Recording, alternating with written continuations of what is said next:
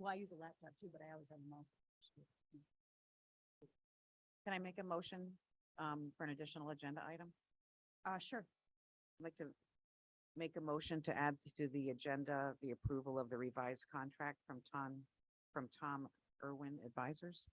Okay. Where would you like to put that? Mm, 5D? Sure. Okay.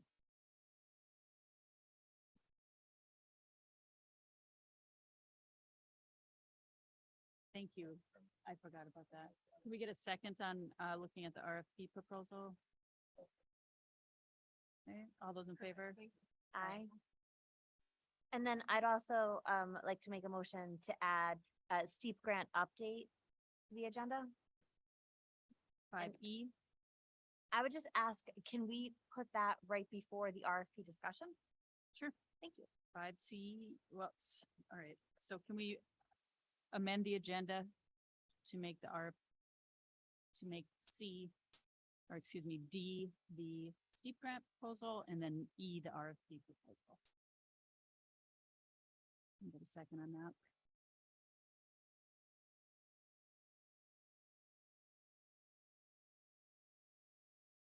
And just so I'm clear, you want to talk about the new steep grant, or want to talk about the ones going on across the street? New steep grant. Okay. All right, so the next thing on the agenda is the Board of Ed agenda structure, which I think we already took care of at the special meeting. So we can kind of move forward from that. Follow up on special presentation topics. Do you have anything on that? Okay. Right, right. Can I just say, just because I think that we should at least verbalize it into a recorded meeting, just because of the fact that our previous meeting was not recorded. The idea that what we're going to look at moving forward is to have the first meeting of the month be a combination of focus on policy and advocacy and on facilities and finance, and have the second meeting of the month be our general agenda meeting. However, both will still be considered regular Board of Ed meetings. Thank you. And then I just have a quick question for everybody. I sent the first follow-up from when I met with Troy last week. Was everybody comfortable with that? And did it give the information you were looking for? Okay, I just want Yeah, to I make sure we're appreciate that. Thank on you. point with that. Okay, thank you. Wondering if we should, the workshop I thought was really, really effective. I'm thinking we all felt the same. I'm wondering if we should continue trying to put those in and maybe do one again in the fall. During the school year, we tried to do a Saturday morning. Does that work for people to try to do something early in the morning and just kind of get it done? Well, it wouldn't be like September or October, but I'm thinking like November-ish timeframe, maybe. I mean, time is crazy for everybody anyway. I'm just wondering if there's anybody that could fit in a Saturday morning anywhere. November might be better than September, October. So just because some of us kids coach have- soccer. Yeah, soccer, fall softball. No, I know we have volleyball and Yeah. there's a whole sports, that's always kind of ongoing. I'm just wondering, November's a nice lull. yeah. Is and- there a time where we may be able to cancel a Board of Ed meeting and have the workshop instead? Or possibly have the Board of Ed meeting an hour early? I just pick would something hate that to could get be a away from short the agenda. agenda we're just already trying to put together and then start canceling already. You know what I mean? Or maybe, I'm just thinking out loud, Yeah, like starting it an hour early. Pick a time where it may be, a kind of a shorter agenda mhm. and go on through that. The only other thing would be to maybe just see how these new agendas are working, since it is going to give us kind of an ongoing work that we haven't been able to do in the past before we go ahead and schedule another workshop.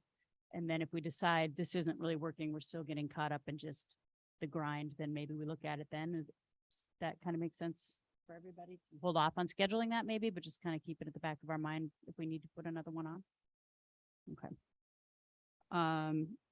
And then that takes us up to item D, which is the steep grant update. So, obviously, you know that we've been talking about the steep grant.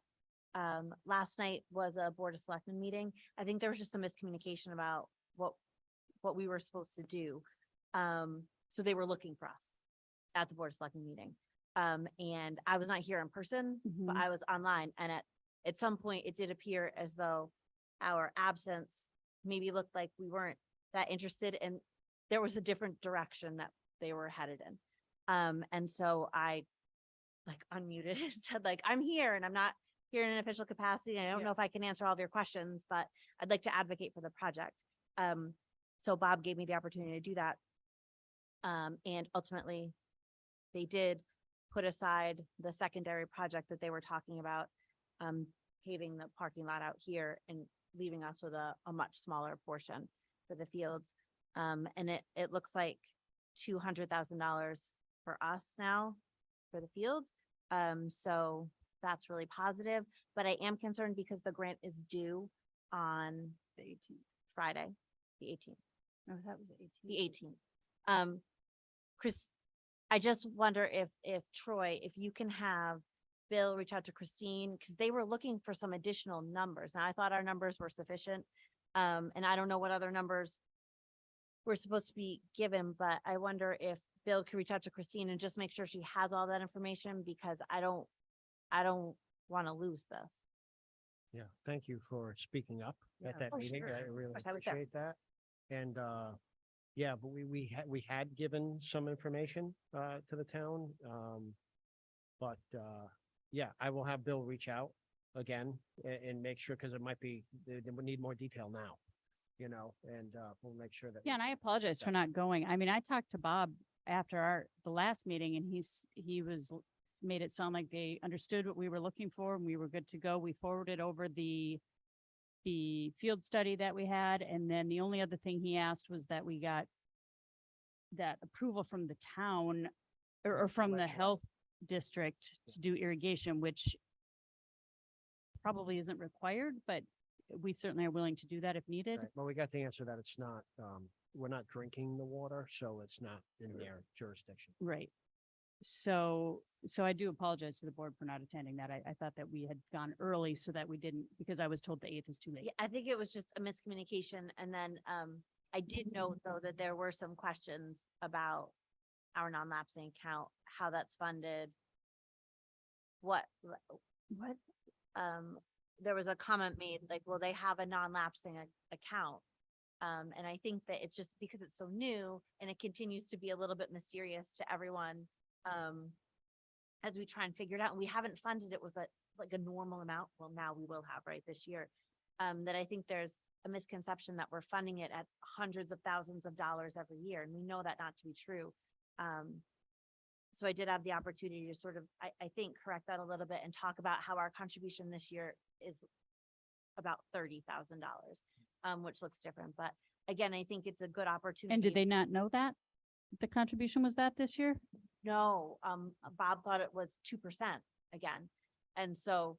I'm sorry, but we have been having ongoing conversations about confusing. year-end reports, Yeah. what's going on. Yeah. They've had a Do solid they have us, number. do they in have us on front an of them. agenda or something?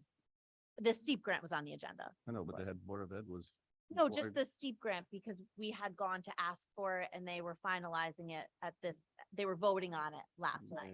It's just be Um, nice, I guess, to get some sort of formal notification, however it's done, Yeah, so, I so we think don't it- fall just some short. miscommunication. Yeah. But I think that it, to me, pointed out that we want to continue at those tri-board meetings to talk about that non-lapsing account, because I think it really is misunderstood. In the future, if there's a meeting like that and you want representation, I could go to represent. I mean, Well, I but think- just somebody's got to tell me. Right, and I Oh. think at a steep, so we were told initially, you don't, because we wanted to be on the 8th, and they said, no, you need to come early. The 8th is too late. We're already making our decisions. And again, if they're going to talk about year-end finance reports and non-lapsing accounts and things like that, certainly we would like to have a heads up on that as well. I think it was just a question about how our project would be funded. So Right. we also have, so they talk about how they have the undesignated fund, but we also have the non-lapsing account. So I think in their own debate about what project was most appropriate, because there were a few projects on the table. There was a conversation about, well, the Board of Ed has other funding streams as well. And then when I talked about what we had been using the non-lapsing account for, and Bob had mentioned, well, what's the contribution this year? Isn't it 2%? And they said, no, we don't have 2%. And then and then had to ballpark him at about $30,000 because I wasn't prepared to remark in any official capacity about, our balance or anything like that. But it did just highlight for me that, that non-lapsing account, we have to talk about it all the time at any opportunity we get with other boards, until we all get really comfortable with what it is and how it's funded and what we use it for. Cause I never want someone to think like, oh, the Board of Ed like has all this money. They can just. Well, it seems like regardless of what we say, that's what's thought. So keep that's trying. unfortunate, but we'll keep discussing it until it gets to be understood. Did you get a sense of, for the 200,000, we contribute 20% to the project? Where does the initial amount for the project come from? Because we can't put reimbursed money into the non-lapsing. Did they discuss that at all? That's, that is something that I am not aware of. Maybe. Brett, do you have Can any you talk idea about on that? Like this one did, we fund it through the general fund and then it will, okay, that's, cause I was thinking about that today and I was like, kind of having a blur on that piece of it. Okay. Okay. 230?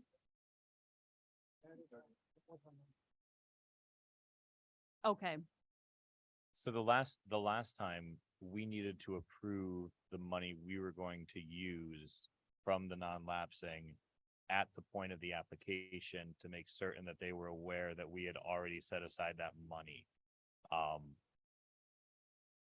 Because I believe, correct? Because I remember making a motion to approve $40,000 to go from non-lapsing to support the steep grant. I would assume we need to do a similar thing now. but I thought we did it when the steep grant got approved, or we need to do it ahead of time? For some reason, I felt like we had done it really, like, because we actually had to look back to find out the exact amount that we had already voted on approving. Because we didn't just approve this in the spring with that $40,000. That was approved a full year, like 14 months ago was when we approved that money out of non-lapsing. So we may just want to find out if we need to have that in play, to have it written into the grant or anything else that the money is already approved for the project, or if we want to make. Do we want to make the motion either? I have no problem making a motion to approve up to $60,000 for, I think we should make the motion and get that on the book Yeah, let's tonight. do just, it. so I would, Yeah, I would like to make a motion then to approve up to $60,000 as a copay to the reimbursement from the state on a steep grant, pending for irrigation. for irrigation, pending steep grant approval. I second that. Well, I just figured I'd go a Just be little on the bit safe over, side. right? Yeah. Just in case. Up to, he said. Up to. Bill's got me going on the up to. Did we second? I seconded it. Okay, any more discussion on that? Is everybody it would be whatever the 20% turns out to Right. be, which would be closer to 56,000, but. So, but you're saying 230 from steep or? All right. All right. Okay.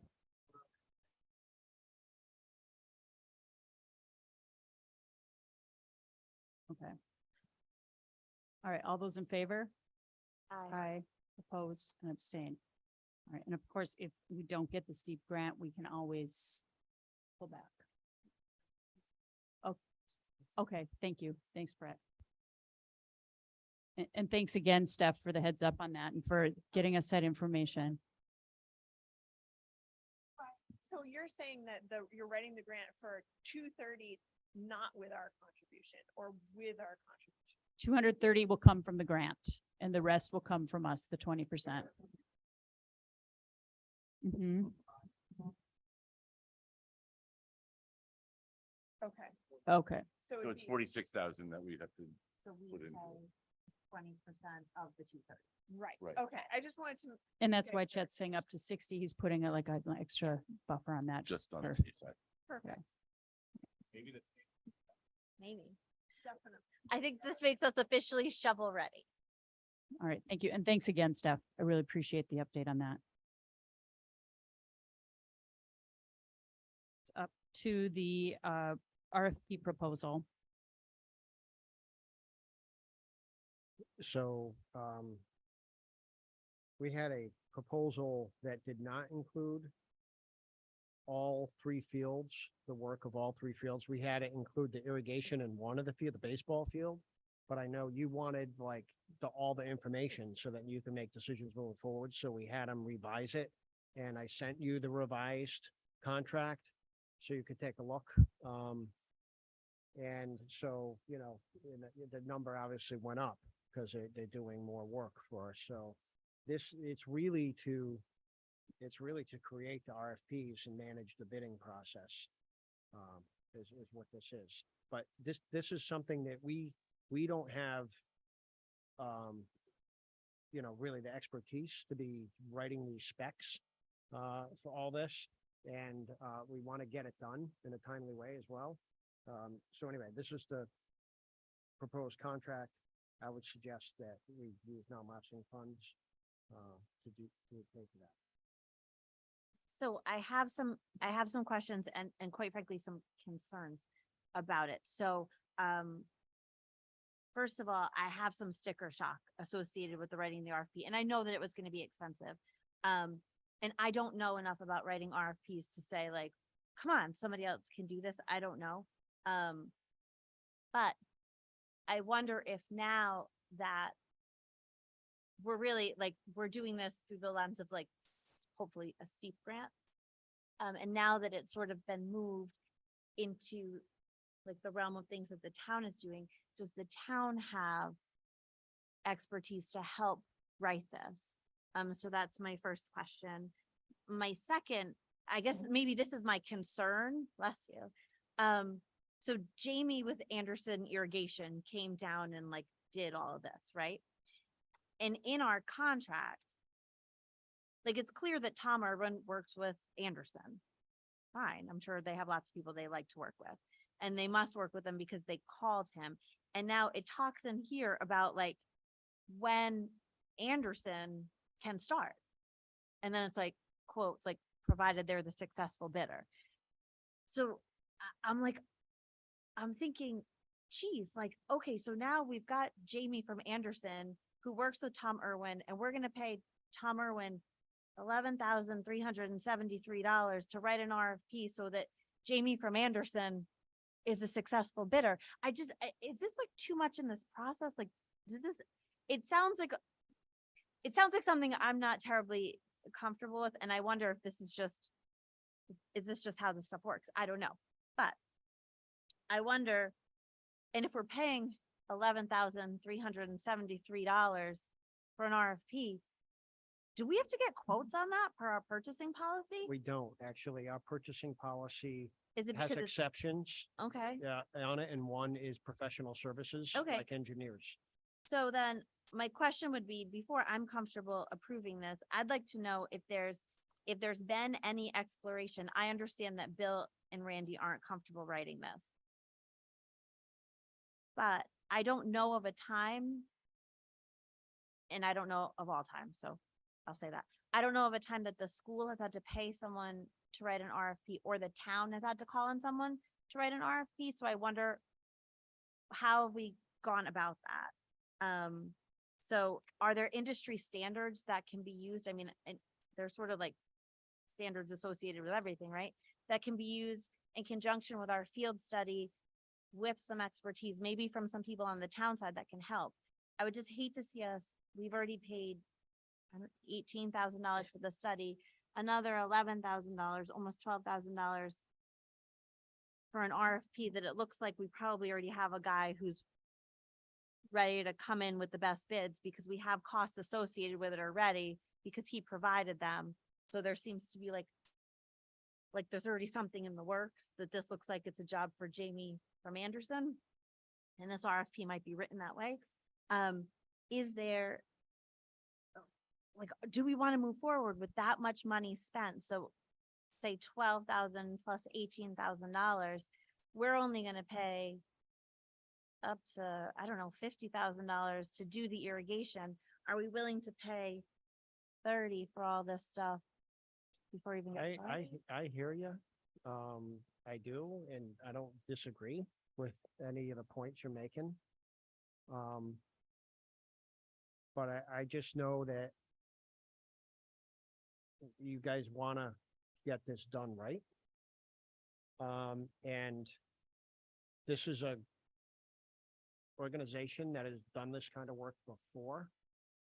And we don't, yeah, it might be people, local people that have done that work and we can go to them and, but how, you know, you just, the time of finding them and asking them and all that, and they could bid on this when the RFP's out. They could bid on it. And I can't imagine that they're just gonna say, go with that. In fact, Bill and I could be like, no, let's see, like, we want to sit with you and go over this, and we want a say in who is picked here.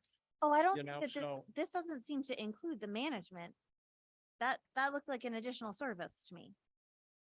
So it excludes the following. No, this excludes the following from Tom Yeah, Irwin. go ahead. Contractor selection, contractor interviews, attendance at potential bidders meeting, contractor vetting. So they're not doing Right, any yeah, of so they're that. not right, so they're not Right. picking. They're though. just They're writing. not picking. Right, they're just So- writing. Right. So they're not gonna do They're those doing the things specs that you're for us. talking about. Right, so I'm just Well, wondering. I was, because you had mentioned a company was written in there somewhere as an example. Oh, yeah. So It's that's, the company that came. So in the email from Ian, he wanted to summarize the meeting. And Steph, can I just ask you, I never received that email and Troy said he never received that email either. Who? From email, from Ian to Bill, CC Troy and Randy. Okay, because I never saw that. So that's the one that mentions the 230,000, right? Yeah, you put it in, I think you Yeah. put it in your report to us. Yeah, I Yeah, got that. so I it got- says, Yeah. 'cause I that's I the wanted one we to sent the town summarize with the- okay. our meeting on Friday with Jamie from Anderson Irrigation. So Jamie's the one who came in and gave us all those approximate costs, right? So Tom Irwin must do a lot of work with Anderson. So Tom called Anderson in, let's have this conversation, and we get all these approximate costs. And now Tom Irwin says, look, I'll write you this RFP for $11,373. I'm just writing it. I'm not managing this process for you. I'm not going to make recommendations. I'm not going to do anything. You can ask me to do that, but it's for an additional cost, $350 an hour. So availability for Jamie and Anderson Turf to install, parentheses, assuming a successful bid. And now I have a schedule for how fast Anderson can get in here and do the work, which is great. All I'm saying is, it looks like Jamie from Anderson is who Tom Irwin wants us to work with because they probably do a lot of work together. Mm. And are we going down the right path by paying Tom Irwin a significant amount of money to write a bid for Jamie from Anderson? Or do we want to make sure that there's no other options and resources in the town who can write this bid? And then maybe Jamie from Anderson's a successful bidder. I mean, he's come, he's looked at it, he seems to know what he's doing, right? He gave us costs associated with it. He's got a schedule that works. All that's awesome. Are we able to skip the $11,373 to Tom Irwin to have this written if we have other resources that can assist with it? That's all I'm saying. So, just to clarify a couple questions, just to be clear, this RFP is not just for irrigation, so everybody's aware. It's Right, we asked for the we à la asked for carte kind of menu. the à la carte of the entire project. Are you suggesting that perhaps, and I tend to agree as well, that it is a large amount of money, that maybe what other RFP writers are out there, not necessarily that somebody at town hall is going to be able to do something this intricate, but like who did the RFP for the building project? What other companies do this? And Troy, how labor intensive is it to look at what other companies might be available? I did ask Bill this when he gave it to us. He said they're all about the same price, but that's Yeah, so just I'm what not, he's I'm telling not even me. suggesting that Troy look at another company to do this because we've already established a relationship with these people. They did the study, they brought in Anderson. I'm wondering if there actually is the knowledge, like with Donnie and the highway department. I don't think this is probably the most complicated RFP that's ever occurred in the town of North Stonington. And so I'd like to know, I get that Bill and Randy are like, look, this isn't our thing and this is a big project. We'd like to have some guidance on writing this RFP. We don't have the resources to do it. But can we look outside of that and see if there is some expertise on the town side to assist in writing this so that we're being mindful of that money. That's all. I don't think that you should have to shop around to a gazillion different RFP writers. And my only concern would just be that if we get somebody who thinks they can do it, but they don't have the professionalism, we're not getting the right RFP and then we're getting the wrong quotes. for But there not should a be full- industry standards, right? That shouldn't be hard. There should be specs out there for what we're looking for. Anyone else? I mean, just to clarify, like, if we sign this contract, they're gonna write the RFPs for the 3 fields of irrigation and 3 fields of actually ground improvements. From that, you're gonna hopefully get bidders that will give you how much it's gonna cost for them to come put in the irrigation on each field and how much it's gonna cost for them to do the field improvements on each field. And that's what you wanted. You wanted that à la carte menu that you could say, okay, you know what? We're gonna do the irrigation for all of them, and we're gonna do the soccer field improvements, and we're gonna leave it at that for now, and maybe down the road, we'll do the other 2 fields, right? I'm just making that up, but that's what you wanted. So that's what this, hopefully, this signing this contract would get us, and that's what you wanted. You wanted to know how much is it really gonna cost to put in the irrigation and improve the field so that you can make sound decisions on that. But that, if it goes to this company, yes, it's gonna cost you just over $11,000. So, yes, could we? I think we did talk about that as far as doing it internally, and they thought, the conversation I think we had is they didn't have the wherewithal all the time to really put into it. So we said, hey, let's get somebody on the outside who's an Right. expert. So So that's why I suggested that because this is not usual and customary for us to have to do something like this. And now that we're coming into the steep grant, number one, I think we need to make sure that our RFP doesn't have to be specific to the irrigation for the steep grant.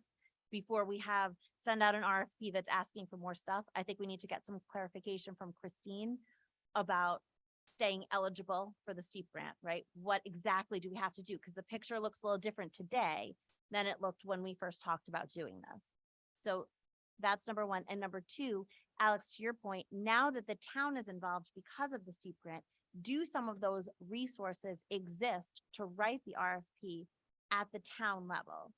Right? So there's been a lot of projects done over the years. Can we pull some expertise to get a good, solid RFP? We have the field study as well that will help with some of that improvement, right? Because it lays out what it is, what are the best practices, what we should be looking for. Do you believe the expertise does exist? Yes. By people working for the town now? Oh, I don't have any idea. Oh, you just. No, you I'm want- just thinking before we say, let's sign a contract today. Yeah. Because let's face it, with the steep grant now, we're beholden to their schedule, which looks different than our original schedule, which was like, let's get one of these done in like November, right? So we've got a little more time and we've got a few more resources now with the town. Do we want to take some time to make sure that our RFP looks right and is compliant with the grant? We're not going to screw anything up. And then number two, is there someone that can help us write a competent RFP that's not going to cost us $11,000 for the paperwork?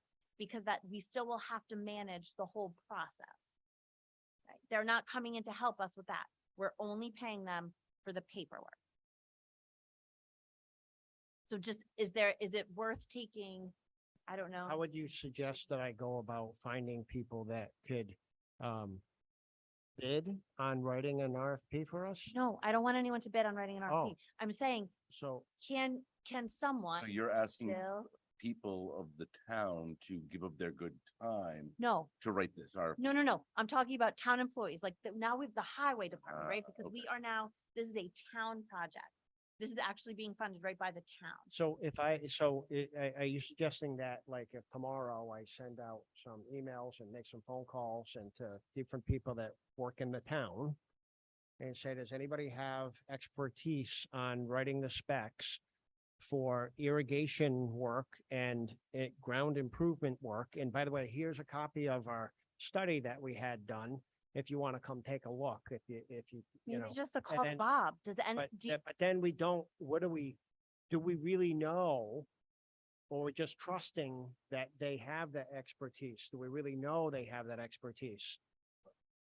no, but do you really know? Okay, here's the question then. Do you really know, if you don't know what you don't know, Right. do you really know that the expertise that will be included in this almost $12,000 report will look any different, except it might look prettier than what might be manufactured by someone at the town? So Well, that's, that's, All as I know is when, Ian came and spoke to us, he was convincing that he knew what he was talking about. I believe you know what And he's he talking about. presented the study, so I think we could all understand what it meant. And so, you know, it's, you know, you do your best you can, and I think that, you know, he seemed convincing.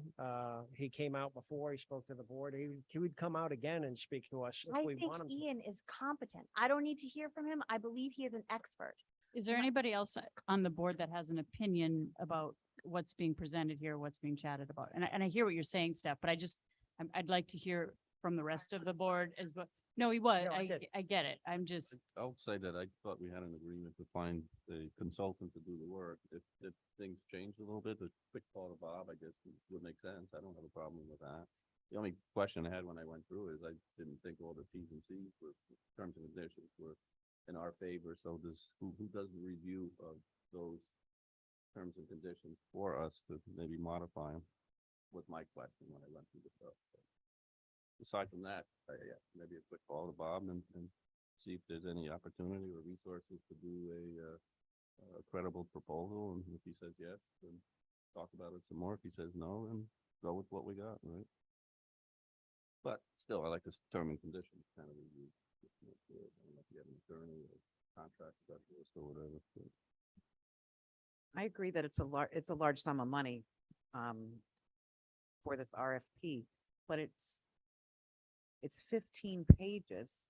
And I wonder if doing something like this would be a part of anyone's job description in the town, and would we be overextending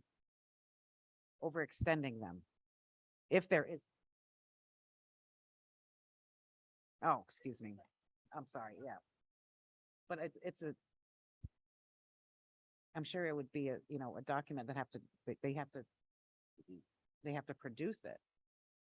It's, Just like they have to produce RFPs and the school has to produce RFPs for any other project that per purchasing agreement requires it. That's all I'm saying, that like, are we quick to, like, our account is dwindling. We're putting $30,000 into the account this year. Between the field study and this contract, we will have spent effectively what we added into it. So I just want to make sure, as we're making decisions like this, is this the difference between us being able to resurface one of the fields or not? for me, I don't know anything about RFPs. I don't know anything about irrigation in the fields. I know that that Ian came and talked to us and he made a lot of sense and he knew what he was talking about, and it's far beyond what my expertise is on anything. So for me, even though it's $11,000 and for the RFP, I think it's money well spent to know that it's going to be done right.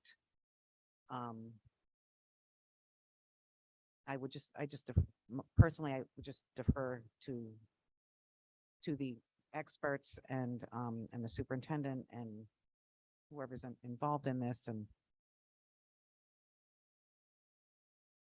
Well, I assume Randy was one of the reviewers of the proposal RFP, right, and Troy. So I don't think, I have some contract experience, but it's certainly not irrigation experience to kind of make some suggestions. So I don't really put my hat in the ring to be a reviewer, and I don't think we should. I think we should get best inputs and agree that it's sound and reasonable and we're getting best value for what we're paying for. my thought. So, what's your thought as far as you and Randy, if you have any issues? And I guess the other question is do we take that extra step and ask Bob if there's a resource to help us or? Well, and I guess first off, yeah, the $11,000 to write something up seems like a huge amount of money, but and if it's the way that most of the costs are, I think it also represents the fact that it's a huge undertaking in terms of the man hours that would be used for it, which I think would make it difficult in terms of moving it to somebody else within us without paying for it, because there has to be a reason why people are willing to pay $11,000 to get this sort of an RFP done up. That being said, I have no problem if what we want to do is just add the step of give Bob a call and say, hey, is there anybody on the town side now that this is coming under the steep grant to be able to say, is there somebody there who would be able to do this? Do you think that it would be, it would be functional? Because I think part of the thing for me personally is I'm on the same boat as Lisa. I don't know how to properly do this, which means that I want it to be done by somebody who has the expertise to do it. And I kind of want to like that's a delegation piece for me, right? It's not the board's job to write up this RFP. And if the people we have on staff can't do it, then we need to find somebody else who can. If the town is willing to take that on in some way, or even if the town's willing to take it on for a lower cost, but still provide us with, an impressive amount of information and do it correctly. I hate to say it because I don't like not knowing, but I wouldn't know the difference between the town doing the RFP and this person doing it for $11,000, other than the fact that this person is somebody who does this for a living. So I think personally, my opinion after all of that babbling is I don't think that there's a problem with asking Bob and just saying, hey, is there somebody available? Do you have somebody on staff who might be able to do this? Unless we're on a timeline and a time crunch with getting this contract approved. Is that the case, Troy? Does this need to get done tonight or? Well, it's already been delayed, because we had to go back to the company and say, hey, write it up so it gives all the options to the board, not just the irrigation in the one field. So it's already been delayed, and I think that, very likely. Because on the paving, we couldn't even go out to bid, right? So we can't go we'll out to have an bid until. RFP To go out to bid. Or go out to bid to write the RFP, or just go out. Well, like when it comes down to it, there's a timeline in place where we're not going to be able to even, like, we could have it written up for what we want for the RFP, but we can't go out to bid with it until we get approved with the steep grant. And even then it was like until the state announced the approval publicly of the steep grant. So we won't be able to do anything with this RFP until, well, last time around it was like December. 9 months. Yeah, I have to kind of agree. I'd like to just kind of see if anybody could write it. And if they definitely come back and say no, I think it's appropriate. But I do agree with Alex. Now we're introducing a new contract. And I think we need to have somebody look at it from our side. But how much is that going to also add to it, to the cost? But I think it's smart for us to have the contract reviewed before we sign it. So that would be our town lawyer. Our attorney would Yeah, review it. that'll be a fee for that. So again, we could reduce costs if the town is essentially willing to do it for us, I guess. So I guess, if we could put this back on the agenda, Troy, 2 weeks from now. And in the meantime, we can talk to Nick about what would it cost for him to review that contract for us. Reach out to the town. My concern is that we save a little on the RFP and the end product isn't correct. And because the person writing the RFP didn't quite understand the scope of the project, we go out to bid, the bid comes in short. We start the project and they're like, well, we didn't know we had to do this. Well, we didn't know we had to do this. Then all of a sudden we're paying more for a project than we anticipated because the RFP wasn't written correctly in the first place. So I would lean towards having a professional write it that does this for a living. I think it's a well worth investment into an incredibly large project. When you look at the size of the project, starting in the right place makes sense to me. But certainly being open to looking at, making sure we're uncovering if there's another way to do it a little bit less expensively with the resources we have here in town. I don't think waiting 2 more weeks will infringe on us too much because we really can't go out to bid, Troy, till we get the steep grant approved anyway. And I don't think that the RFP really changes stuff because we are splitting it out irrigation to fields and everything else. So it really shouldn't make a difference with the steep on irrigation's irrigation. So, but if everybody's comfortable with that, we can talk about looking at some other resources, bringing it back in 2 weeks. And I know it's a delay still, but getting it right and having everybody comfortable going forward, I think is really important. And then to Alex's point, to look at the contract.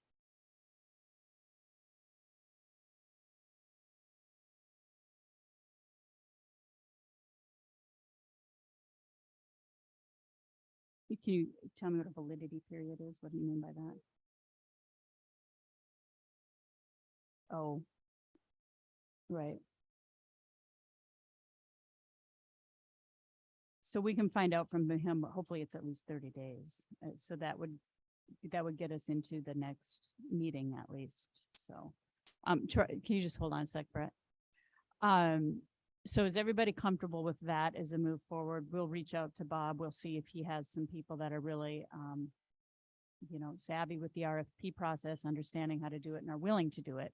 Like you said, just the contract is 15 pages. I can't even imagine what the RFP is going to look like. So, is everybody comfortable with that move forward? Okay. All right. The commenter, did you have something you wanted to say? Okay, go ahead.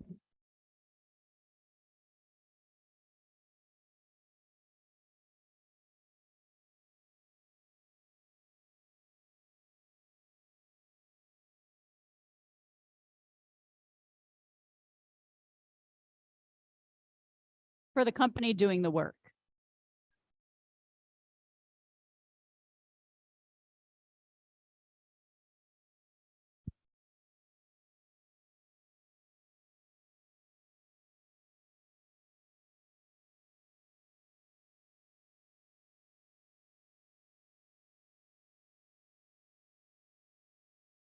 So you want that included to let the person writing the RFP needs to know that piece. Okay. Okay, thank you.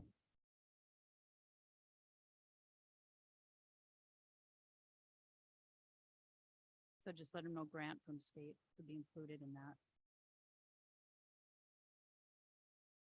All right.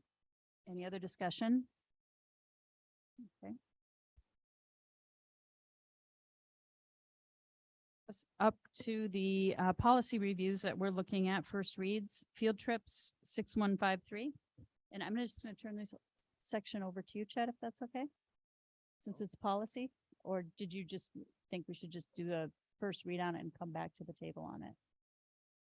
Yeah, I guess I hadn't prepared it as a new aspect. The 6153, I sent out the new Cape policy and the way that it's written, but it has a lot of things that are given to interpretation. It has a lot of alternative language. It has a lot of pieces where you can change it based on that. And to be honest, I think that what we kind of want to look at is administrative review of that as opposed to board review of that, because I think that they know what types of field trips are coming up regularly and which ones may need something more stringent on that. So I would be interested in 6153 going to the administration to take a look at what pieces of the alternative language they feel best fit for our district. I felt like most of us during the workshop time period were of the same mind, and the idea that we don't need to approve things unless they fall. Like, I personally, and this will be a discussion I think that we need to have, but personally I think anything international is really where we step in. Even I don't know. Again, this would be a discussion I think for after we read through this, deciding whether or not we want any overnight trip to be an approval by the Board of Ed, or if we can say that any overnight trip is approved by the superintendent and anything international is approved by us. Those are the types of things that we need to have a conversation. But I think that it's a long conversation. Because there's a lot of options, right? There's multiple spots where it's like, oh, well, you could say this, or you could say this, or you could say this. The paperwork that came out here includes all of the regulation piece of it. It's all of the paperwork and all of those other pieces are not policy for us. Our policy would really fall under, if you look, it starts with instruction.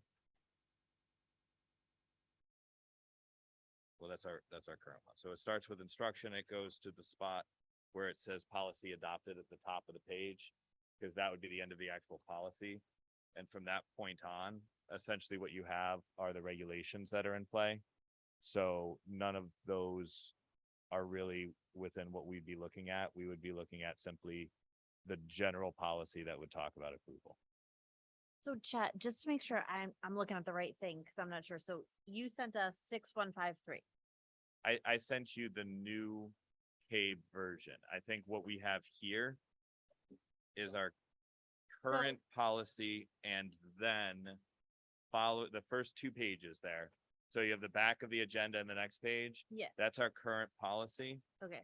Then if you flip to the next page where it starts with instruction in the top left, It says instruction, then field field trips. trips. What's that? That is CABE's new policy, and that continues for that page, the next page, and the next page. And then it ends up at the top where it says policy adopted and nothing written after it. And then what's right after that where it starts? All of Instruction 6153. Is that the regulation the next spot where it says 6153 again is the regulation. that CABE we currently recently, have, or there? that's CABE's regulation on their new field trip policy. Gotcha. Now, the thank you. problem is that CABE used to include an R at the end of it. I think I may have even mentioned it to him when he was here, that it was annoying that they didn't do that anymore. Because it used to be that on any page that was a regulation, it would have said 6153R. And now some of them do, and some of them don't, which is just absurdly frustrating as somebody trying to figure out exactly where everything is going.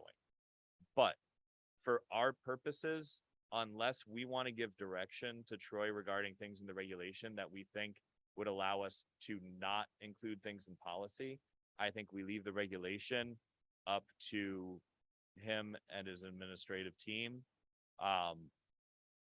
Again, unless what we can do is simplify our policy by mandating a piece of the regulation. So if we were to be able to say to Troy, listen, we want our policy to say this, but we want to make sure the regulation includes this and this and this, and just put that into play. But it's there if you want to look at it. That would be the whole regulation piece. It just demonstrates the reason, I think, why the board decided to move away from dealing with regulations, because they get extensive. And then I know Troy in his email mentioned the fact that there was really no need for a manual if we had the appropriate policy. The important thing is we need to make sure that we avoid, not just in 6153, but in, and I'm going to forget the policy off the top of my head because all I did was reference it in the email. But there's another one that states that all field trips must be approved using the board approved field trip manual. And we would need to strike that from that separate piece if we wanted to get rid of the manual. So that's not in 6153. That's in the 4000 somewhere. And we don't have an active manual now. This one, if you look at the names, I don't know if you even recognize them, but this is the most updated field trip manual there is, and neither school is using it. They use other forms that they have themselves. So Well, and that's what I think what we need to do is go to that 4000s policy and eliminate the requirement for an approval based on the board approved manual, and instead state that field trips must be approved through proper channels or something wonderfully vague like that, so that then our policy is the thing that actually mandates that, and not some random line that you can find only by word searching through the CABE stuff, because that's the only way I found that other reference, was because I was word searching through and came across that as a separate field trip mention. So we don't want that in there, because all that does is create confusion for people if they see that piece and do what I did, which was immediately go to, well, where's our board approved manual? And yet it doesn't match our actual policy. So yeah, so that would be what I would say is what we need to do is just take a look at the policy, take a look at the alternative language, figure out if we're okay with allowing the regulation to fall solely under Troy's purview, and take a look at what we want to do in terms of what do we consider important or a liability issue in a situation where we would want to be involved in the approval for that field trip as opposed to giving it to Troy. Oh, there we go. Okay, it's in there. I knew, okay, I knew it was a 4,000. I couldn't remember what exact number it was. So that's the one where it just, we just need to strike that, I would say. The only thing, yeah, it would just be.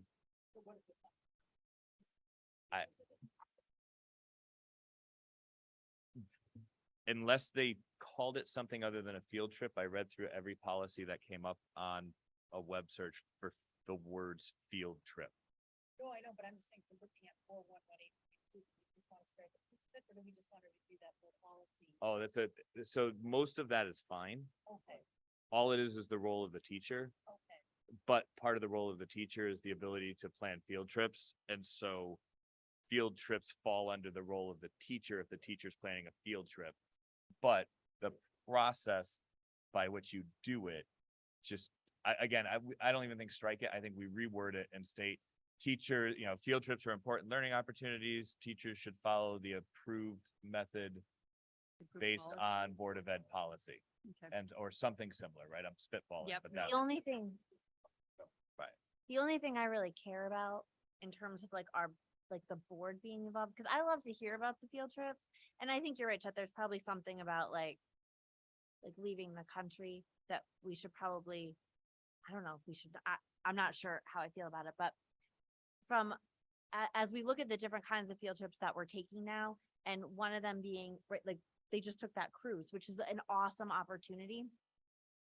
And it loses that like educational piece. So then I was thinking like, okay, if I'm an adult chaperone on that field trip, what's expected of me? So I'd like our board policy just to reflect, and it's in the regulation, just to reflect like what's expected of everyone. So it says here, like adult behavior, 1, 2, 3, student behavior, regular behavioral policies. But that tells me as an adult, what can I expect if I'm going to send my kid? What can I expect that the chaperones are sort of responsible for? And as a chaperone, I can say like, okay, if I go on this field trip, this is how I'm gonna have to conduct myself. And then I feel like that liability piece that you talked about, when we're saying, yay, go on that cruise, I can not only say, yay, go on that cruise, but I could say, yay, go on that cruise because I know that we have a policy about what people can and can't do.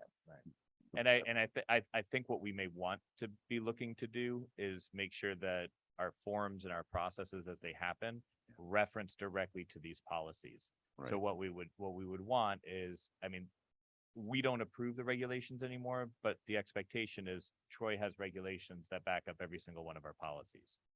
And so those regulations are likely similar or exact to these because we're using the CABE policies. And unless we adjust them significantly, those regulations kind of go along with them. I think it would be, those are the discussions that we need to just kind of have with Troy and say, listen, we want to make sure. And when you look at some of the like policies about policy, one of the things it talks about is the consistent process of we as a board should be looking at the policies and then looking at the people in charge of instituting those policies and asking them to demonstrate to us how they are. And again, it's not a constant thing, right? It's not something that we're going to every single meeting be looking at Troy and saying, give us a presentation on exactly how you're implementing our field trip policy or exactly how you're implementing this, but it should be in play there at any time that we can do it. So if there's something that you're concerned about, I guess that's that piece that we hope for, but that regulation piece of it should back up the policy. And we can include something in policy regarding student and parent and chaperone behavior is all laid out or will be clearly, delineated for participants or however we might want to phrase it. And we can talk about that, but I think we probably at this point at a first read are just kind of coming up with all those questions and then that discussion would be for the next one. You know, also just, the handbook has some more detail that might be very helpful for, chaperones and others that may not be as detailed in the policy. So I wouldn't just strike it away and say it's not needed. I would look at it, is it worth it to kind of skinny it up and, keep it at some form, but certainly research it before we decide to trust it. Or instead of having a board approved handbook, let our policy stand on its own and let the administrators create sort of the guidelines and what that looks like, and then they can tailor it, administer it, and make sure that it falls in line with our policy. Right. And it takes it out of our hands, but it also still puts it in line with the board approved policy. So I Which is think that would truly- make which more is sense Truly the way it's meant to be, happen. right? And that's how a lot of districts do handle such things. So I think that would be the appropriate way to do this. Yeah, don't throw it away yet. No. But I agree. They should manage it. Well, and not, and I don't, we weren't looking to throw anything away, just to have a discussion on the new policy versus the old one and figure out what, and the regulation piece, we already don't govern. So we had already made, prior to most of us being on the board, regulations were off the table for board members. So How much time do you think the admins would need to review this policy?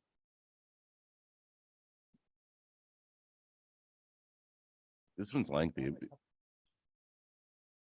Right now, there's a lot of work being done Right. with getting ready for the school year, so they're not gonna be able to sit and do anything this summer It- with it. Right, when's the first field trip being scheduled? I mean, let's be honest here. How far down the road? When was the first one last year? well, again, the would be regulation, I approved. think will take a long time to go through, Troy, but the policy itself is only 3 pages. And there's like 4 spots of alternate language that it would just be what they think on those pieces of it, but But if they're gonna tackle it, they may want to just tackle the whole thing instead. which would be the better way to go, I think. Right. I mean, if you can come to us with a, this is what the regulation would look like, so that people will feel comfortable with eliminating some of the board's role in that process. I think in the long term, it will save everybody a lot of time. Why don't we let them set the time frame on that? If we let Yeah. them know we'd like it reviewed and they can let us know within reason when they can get back to us. Perfect. Okay. So 5132 is the dress and appearance one. This one came up kind of randomly at the workshop with the idea that, I have to be honest, I had no idea we had a dress code policy that was in there. And it's terrible. And so I'm glad that we're reviewing it. The Troy sent out the administration recommendations regarding how to reword it. The only thing that personally I would see, I don't think I have. Which right. email was that? That That came was, out in the email. I attached it right into an email. Was that The Friday? language, the proposed language from the administration at Wheeler, how they would like Oh, I that have policy to read, but It- I don't have printouts. Hold on, is it the one that you sent on Friday? There was the board regulations from, we would like to begin by, where the email said we would like to begin, okay. Yeah, it had a bunch of things in it. It was like my notes. Yeah, All right, so the only thing on that I would add, so take a moment, it's the one that was sent, yeah, it says Board of Ed, it says Superintendent Notes. If you scroll to the bottom, Yep. it has the highlighted and the struck Yep. portions of it. I really like the way that they changed it. The only piece. I-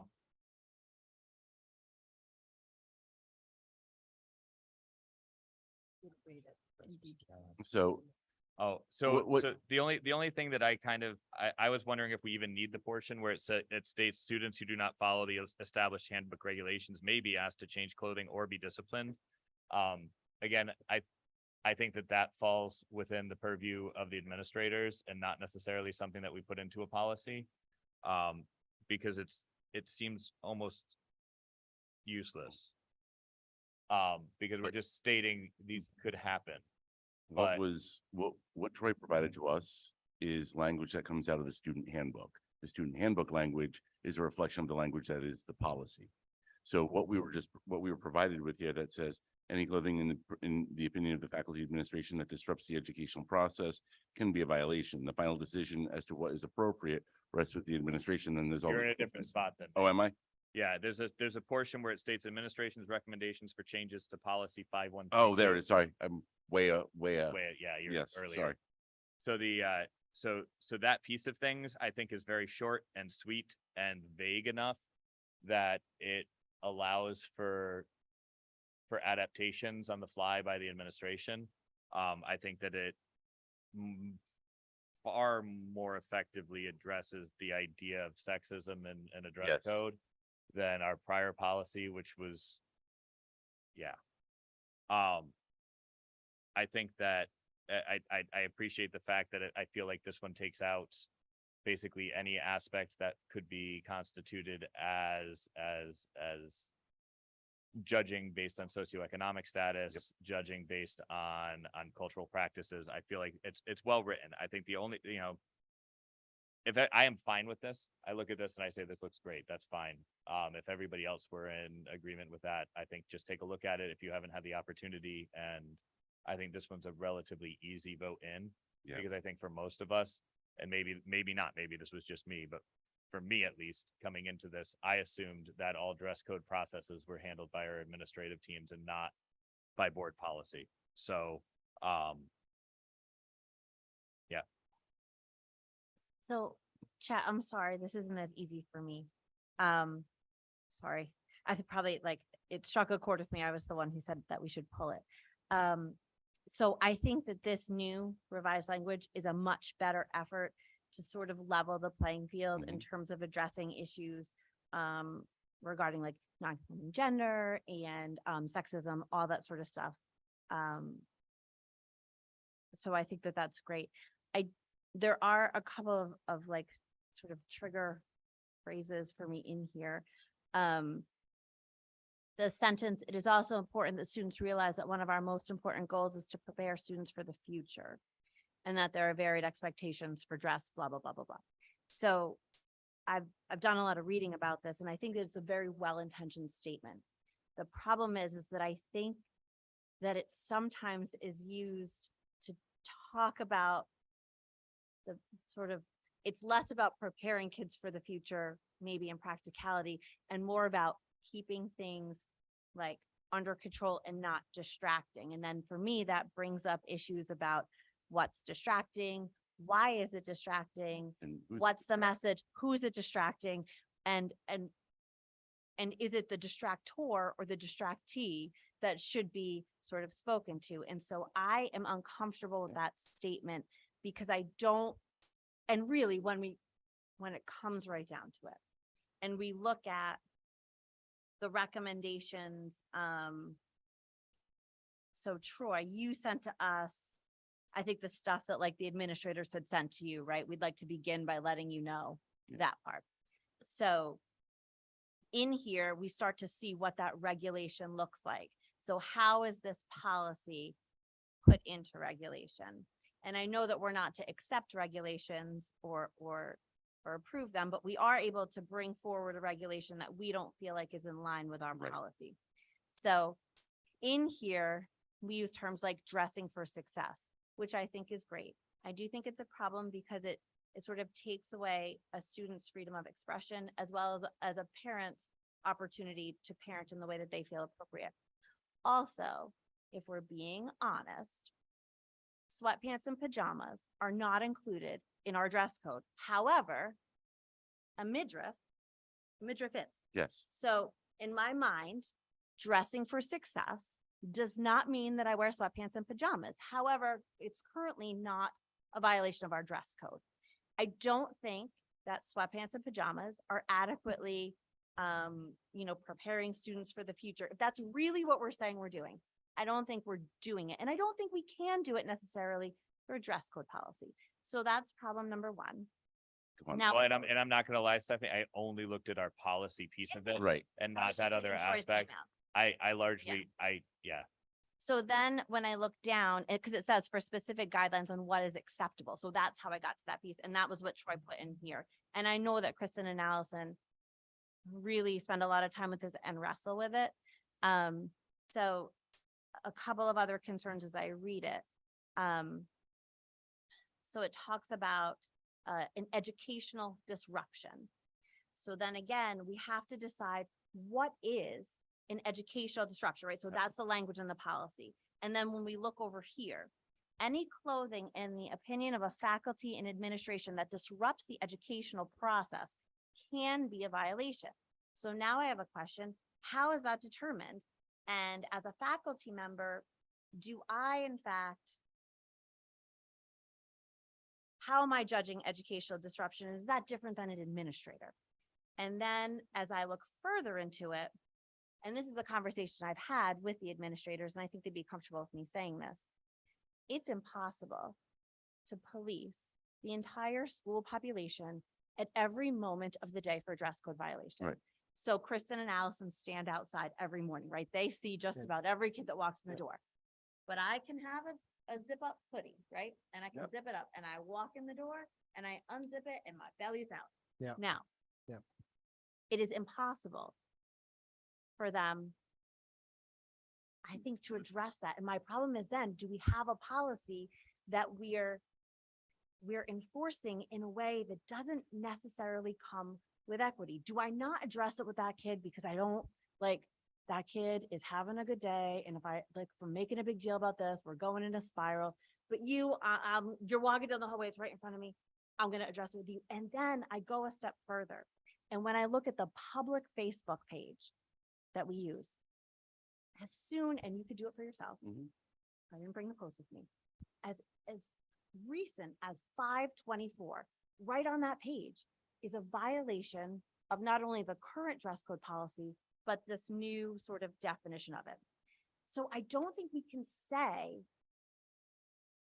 that this regulation supports what we're trying to do here if we know that it can't possibly be enforced.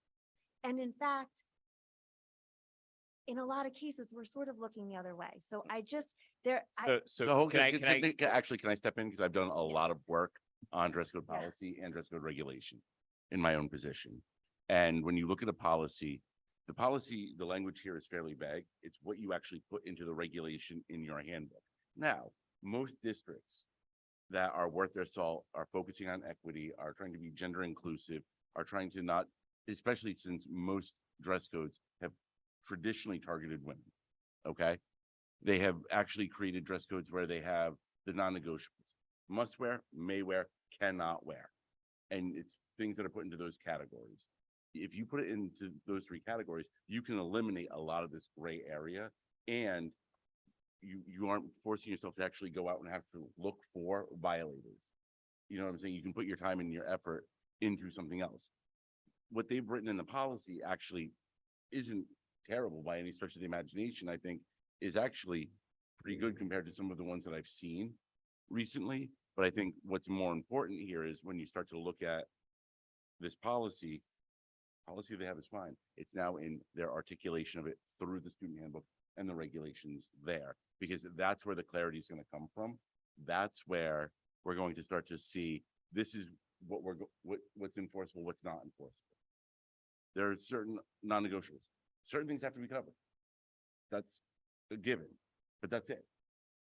You can wear a hoodie, sweatshirt. Okay. I think it would be kind of, and I don't know if this is off topic or not, but I think it'd be kind of cool if we could get a student's perspective on this a little bit. Like you're saying, the must wear, may wear, whatever. Because it's an issue and is. it's a huge amount of time wasted that administrators could be doing other things. Oh. And sometimes it's a little ridiculous. And that just, So Okay. just thinking about, would there be a way to put a small group of kids together with the admins to say, we'd love it if it would be okay if when my t-shirt lifts an inch above my jeans, if I didn't get dress coded, or is there, would getting their voice on this be important, or would that just muddy the waters? They actually do that. They actually do that. Right.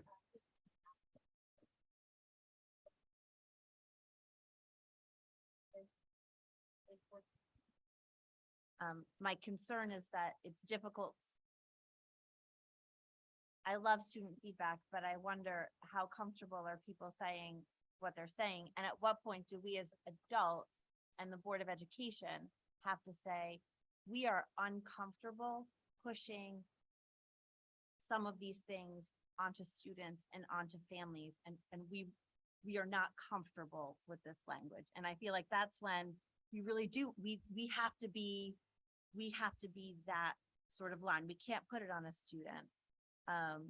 But- Brian, I love the direction you're going, and I read about that in some places. You clearly have way more experience with dress. code than I do. Most of what I'm talking about comes from the National Organization of Women, because Yeah. they've done a lot in fighting and working with school boards to create these policies that are more inclusive, that are less discriminatory.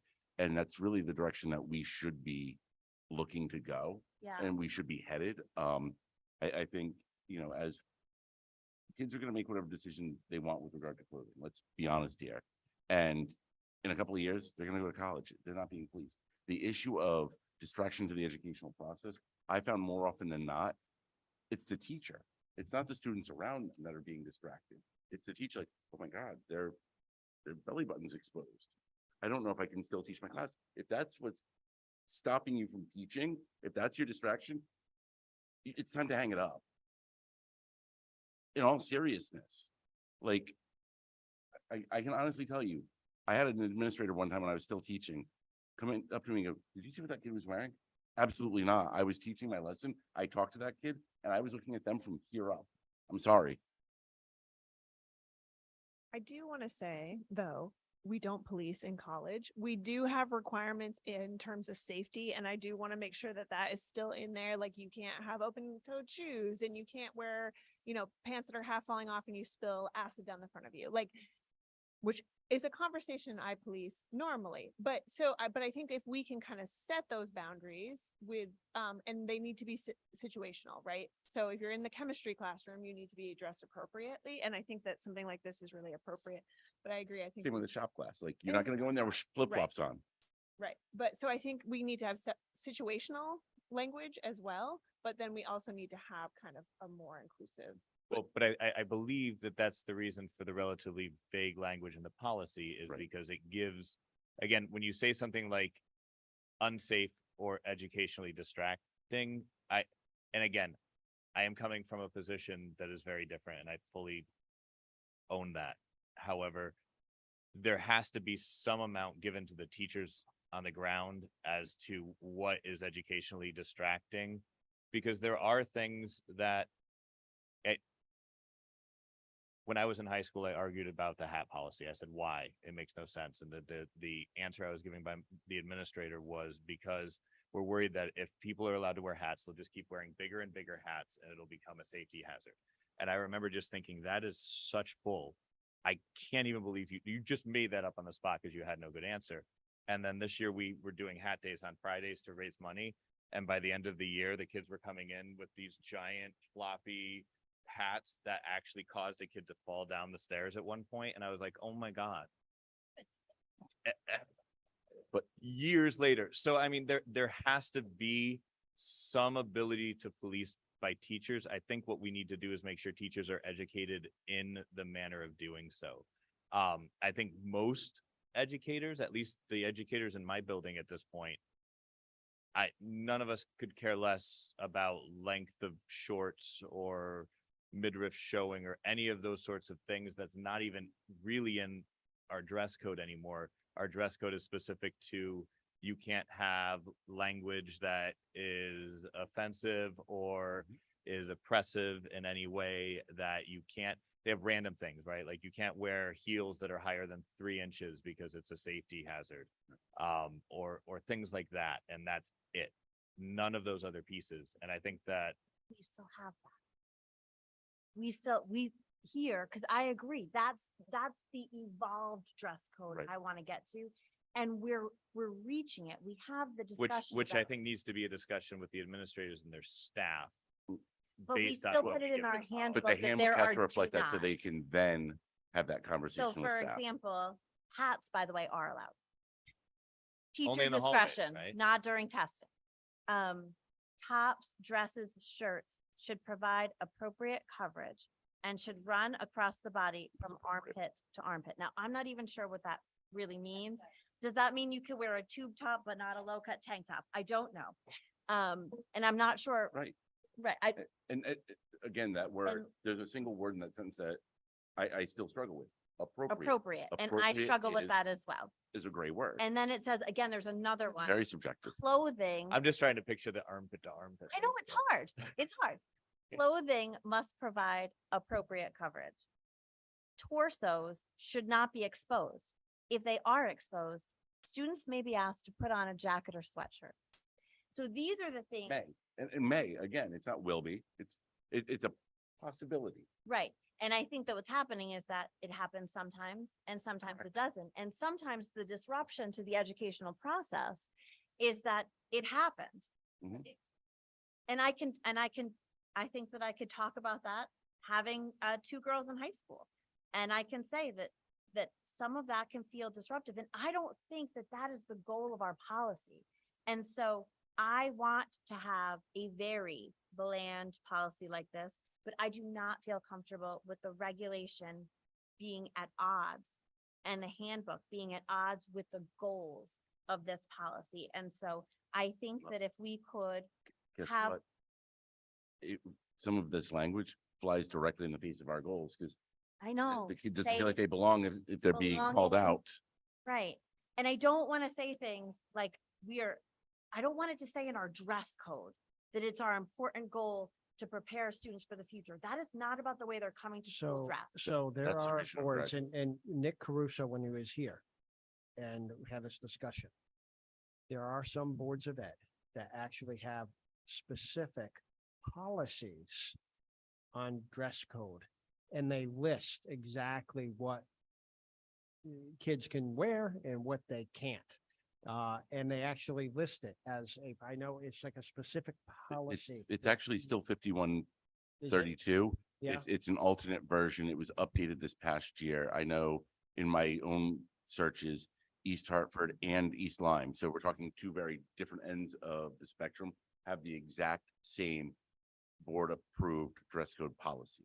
Right. And it is like 8 bullet points of what they can and cannot wear. And it's And one of the updated, things- gender free, It's- hopefully, and like it's the close. most It's- updated kind of. It's not great. It's better than, I actually say it would be better than the current one that we have. But like one of the bullet points is you can't wear large belts with large buckles with your name on them. That's actually the CABE issued language. I could take that one up. I mean, a large belt, large Yeah, belt like buckles, I'm come on. gonna have to get a whole new wardrobe.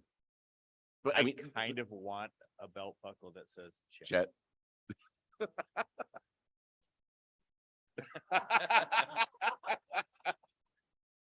word has it, those are very So- expensive, by the way. So let me ask this. Does the board want Lisa and I to look into a direct policy that instead of being vague purposefully to not give those things, instead is very clear in our expectations on that? And how far do we want to take that? Because we would have to sit down. I would not feel comfortable doing it without Kristen, Allison, and Mhm. Rob sitting at a table with me.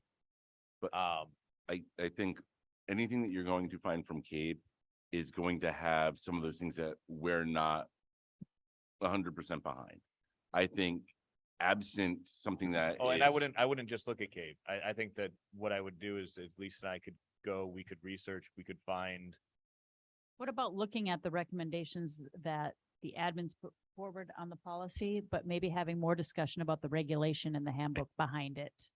The only issue being if we want to have it set in policy as opposed to in regulation, because I can tell you right now, I have seen, I've been in my district now for 13 years and I've seen at least 6 iterations of dress code.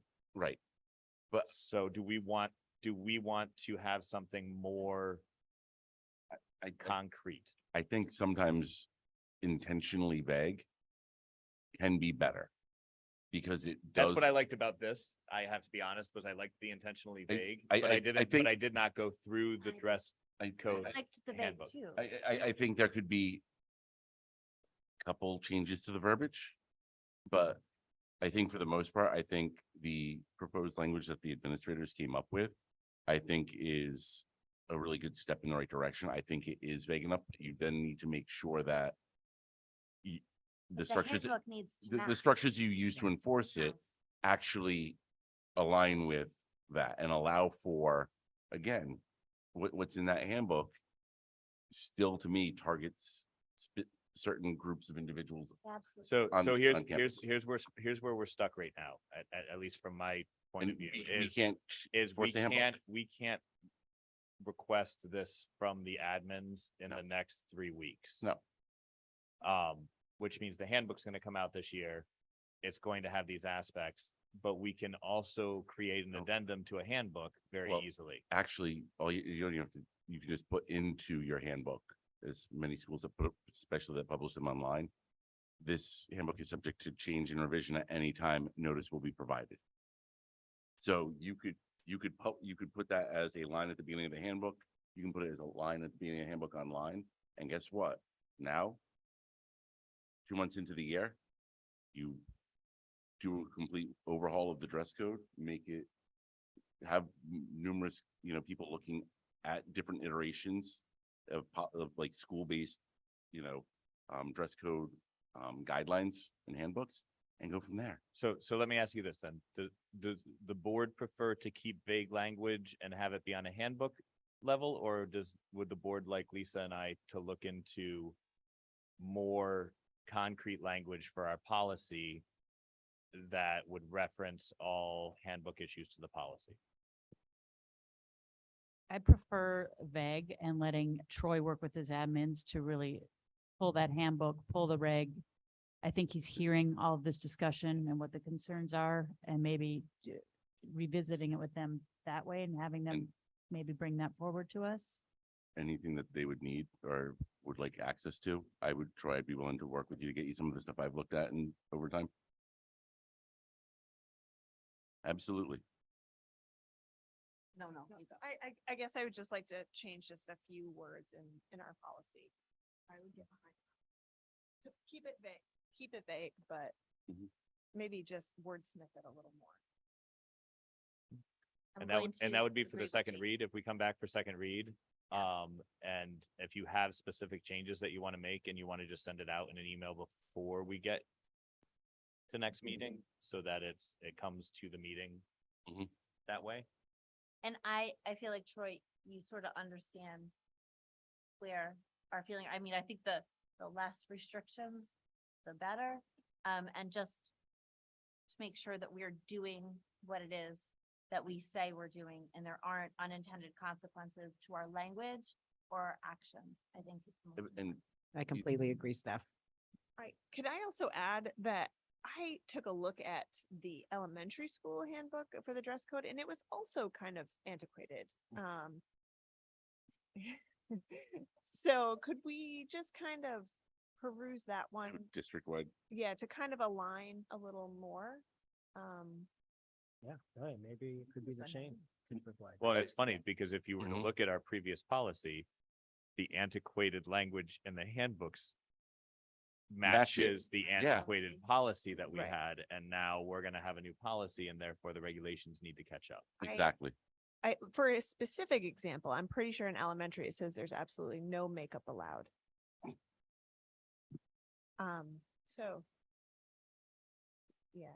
Which, And I've always hated that because whose fingers? Every morning we'd say, whose fingers, Mom? Are we using your fingers or my fingers? so I just, that Well, one, that's it. I don't want to forget that one. I'd Give me like a to kindergartner. also, yeah, I'd also like to tie in that and maybe make it When they do less, drama production, they're probably wearing makeup for sure. Right. right, Maybe, Troy. but make it be a little more, more inclusive for everybody. to And express. I think as a whole, when you start talking about student behavior and things of that nature, there are much bigger fish to fry than a bear midriff, whatever that. You know what I'm saying? I mean, you're looking at bringing in, anonymous reporting apps to help, students feel safe and be able to report things that are going on campus. They're not gonna be reporting someone wearing inappropriate clothing.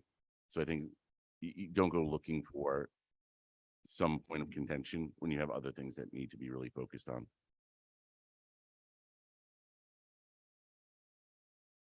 All right, so we'll bring a policy forward for second read at the next meeting.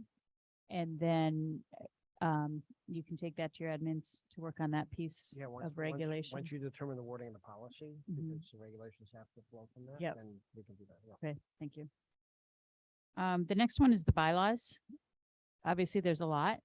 I think that would be a good one to make, use one of our meetings to actually just focus right on our bylaws and go through them. Some of them are okay, some of them are absolutely not okay. So, if we could just do bylaws as one of our policy works, yeah, that would be a 3-day retreat. Yeah, there's a lot. And like I said, some of them are okay, but some of them really need some work and it might take a few meetings to do it, obviously. But I do think it's something we need to chip away at and not just pick 1 or 2 of the bylaws, but to pick, go through from start to finish. So would everybody be okay starting to add that maybe to the first meeting in September? Okay. And Troy I'm sorry, Chet and Lisa, maybe if you want to pick, do you want to just start from the top down on those, do you think? Or do we want to pick the worst ones first, or maybe just top down, or? If the goal is to go through all of them, I think we just start at the beginning and we move forward. Okay. That would be my opinion. Okay, maybe we'll get some easy ones in there. Well, and that's I think that there's probably some we can handle in consent agendas on that aspect. Okay. But it's probably going to require people to have computers at meetings, because otherwise I don't know how the heck we would ever, I mean, it's like 500 pages of bylaws. We could put them on the Oh, there we go. screen. See,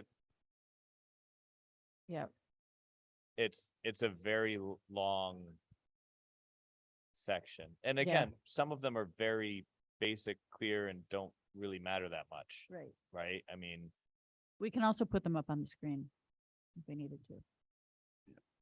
It's for view as well. Save the trees. Okay, that's why I said I don't want to print them. No. yeah. All right, And- so that will be for September. The bylaws, first meeting. The next one brings us up to some discussion on the before and after school care. Jamie, did you want to go ahead with that one?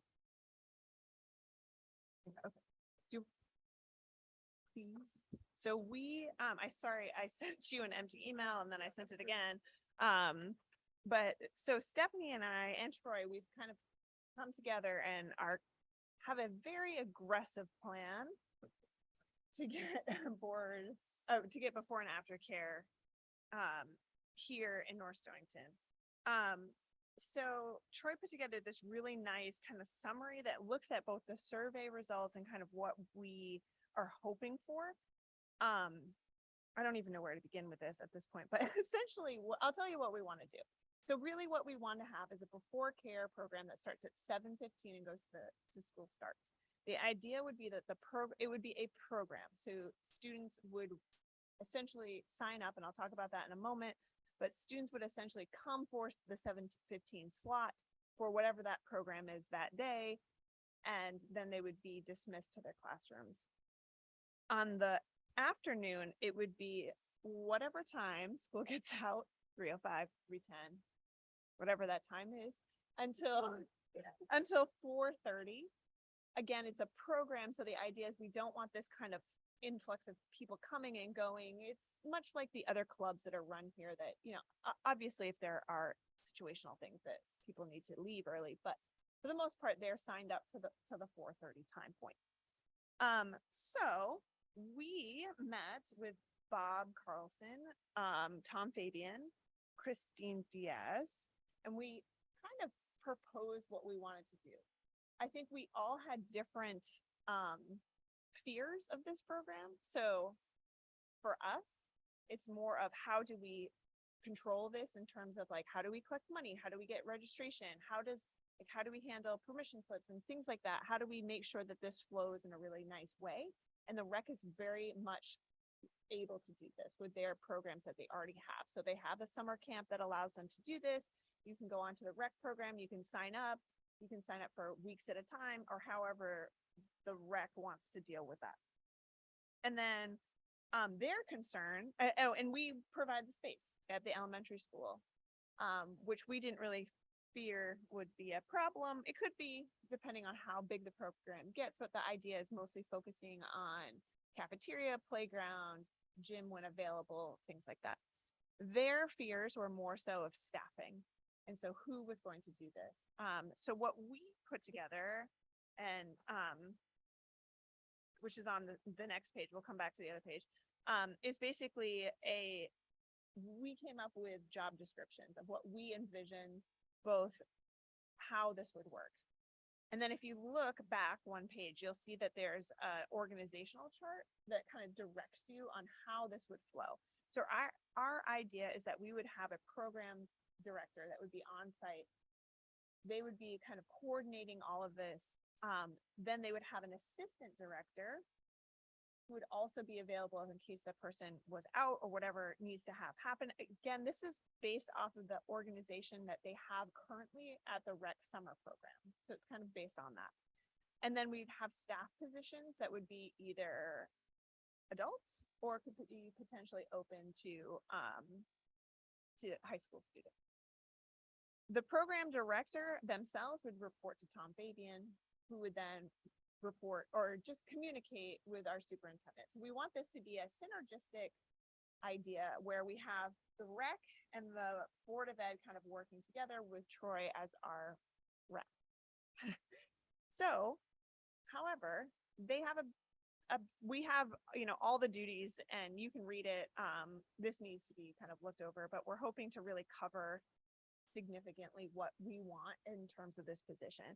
But we do agree that staffing is going to be an issue. And so we are aggressively paying at $40 an hour for a part-time position for the director, 30 for our assistant director.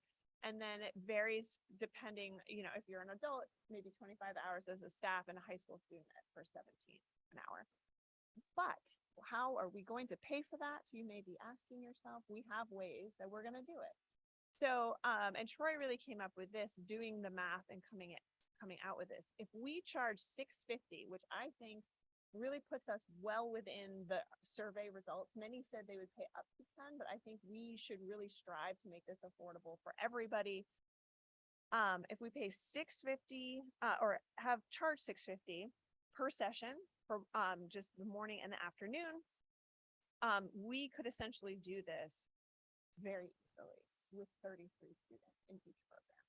And based on our survey results, where we had 70 families respond, I think we could easily do it. The other thing is that we are doing this as a pilot. So we're not going to get really ahead of ourselves. So we want to start small. Our goal is to hire a program director right off the bat. That would be Stephanie and I with Troy or whoever wanted to be involved. We want to hire this person as soon as possible. And then we would allow them to kind of take the reins and hire their assistant director and their staff. So we feel that it would, given the time crunch, we could potentially do this. If we hired a director as soon as possible, we could staff this with 3 people and meet our 33 requirement students for both with before and after. Can I ask you anything? a quick question about that? So who would they work for? The rec department? They work for the town. So we- why would we be hiring, why would a Board of Ed member be so hiring we'd them? like to sit in, Jamie or I, or both, on the hiring of that first person. Not so much to make sure that that person is qualified or whatever, but to be supportive of the rec. So after we met with Tom Fabian, Christine Diaz, and Bob Carlson, now that does not represent the rec commission. We're gonna see them tomorrow night. Okay, But we met with them first to sort of get a handle on what are the concerns and what's the history. Do you know what we were told? We've known that this is a need for years. There's no one who's gonna do this. We can't figure out how to do this. We don't have a space. And we're like, wait, we have a space? And then they said, we're just never gonna get anyone to do that. So that's when Jamie and I took that concern and started looking at before and after paired job descriptions. We worked on putting job descriptions together, aggressive pay schedule to attract someone who maybe wouldn't be into these odd hours normally, but at this pay rate would want to do this. Then we met with Troy last week to go over all of this stuff, sort of pull it all together. And this is what we came out of. This is also how we got this org chart. Sometimes what we hear is like from like town versus school stuff. And when we collaborate, like, I don't know who my point person is. And we want to make sure that the point person isn't ever Rob, Kelly, whomever. If there's an issue or a concern or a question, it just goes right over to Troy because Troy is on the chart as, that's the liaison. Right, Tom to Troy.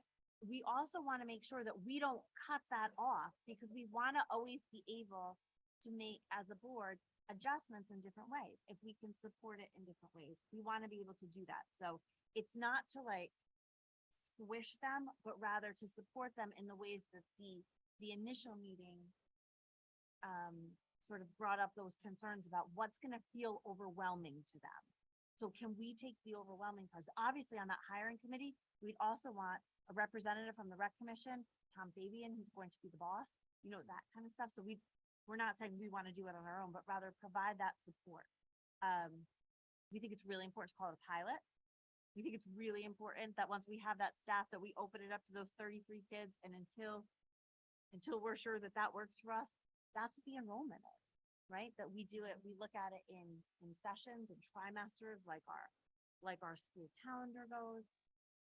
And we think it's achievable, but I think it's gonna take a little bit of cheerleading and then some active support to get this off the ground. So we're trying to remove all of that. We'd like to, with your sort of acceptance of all of this, take this to the rec commission tomorrow, get them to approve it, and get this rolling.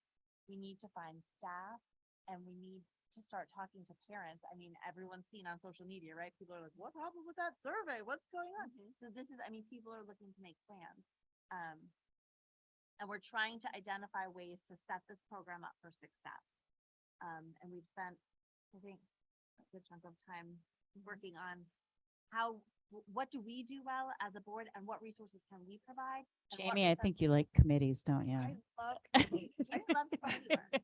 She really I does. love things to do. She does. But really, we really do want to lower that kind of threshold of like, this seems insurmountable, like we don't even know what we're doing. If we can provide that with being like, this is exactly what we want in a program director, and maybe we'll get surprised and have lots of staff and we can open it up to 60 students. I think we will be very lucky if we find 3. Well, Lucky and excited. Yeah. this is fantastic and really nice work, you guys. I mean, really, I think you kind of overcame the, we can't do it. It's too much. You broke it down really nicely. So I appreciate that. So, and Troy, And put- Troy, yeah, and Troy Troy. put an incredible amount of work into this and did Thanks, all Troy. the math. Yeah, and yes. I thought you weren't working yet.